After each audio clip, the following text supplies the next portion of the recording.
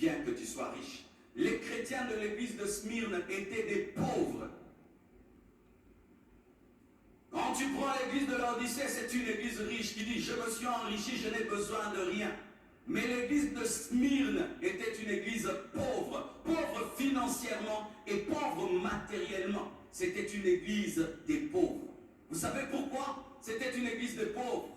Parce qu'à cause de la persécution, on arrachait aux chrétiens leur argent, on arrachait aux chrétiens leurs biens, on arrachait aux chrétiens ce qu'ils avaient. On ne permettait pas aux chrétiens d'évoluer dans le commerce, on s'opposait à eux pour qu'ils ne deviennent pas riches. Et à cause de leur foi, ils étaient pauvres, mais quoi qu'étant riches. Et qu'est-ce que Jésus veut dire? Que la véritable richesse n'est pas d'abord extérieure, elle est d'abord intérieure. C'est pourquoi les apôtres disent riches, pauvres, mais nous enrichissons plusieurs. Pauvres, mais nous enrichissons plusieurs. La plupart des apôtres ont été des pauvres. Jésus-Christ venant sur la terre n'était pas un multimillionnaire, mais la Bible nous dit qu'il s'est appauvri afin de nous enrichir. L'église de Smyrne n'avait que la richesse spirituelle, mais n'avait aucune richesse matérielle. N'était pas causée par la paresse. Cette pauvreté n'était pas causée par la malédiction.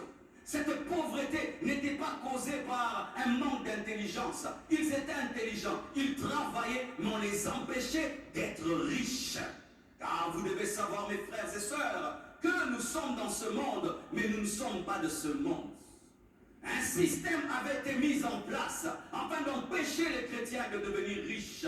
Mais au lieu qu'ils puissent abandonner Dieu pour cela, ils se sont enrichis spirituellement. Frères et sœurs, lorsque tu manques de tout, ne manque pas la connaissance de la parole, ne manque pas la plénitude du Saint-Esprit, ne manque pas le caractère, ne manque pas les fruits du Saint-Esprit, ne manque pas les dons spirituels, parce qu'entre un riche financièrement et qui est pauvre spirituellement, et un riche spirituellement qui est pauvre matériellement, le riche spirituel est supérieur au riche matériel. Oh oui, je vous dis la vérité. Je n'ai jamais été complexé face à un homme riche de toute ma vie. Jamais je ne suis complexé face à un homme riche. Mais un homme qui craint Dieu, un homme qui aime Dieu, un homme qui est humble, un homme qui est brisé. Il me pousse à genoux pour prier Dieu. Aide-moi, change-moi. Mais quelqu'un qui a des avions, quelqu'un qui a des bateaux, ce n'est rien parce que tu mourras pauvre.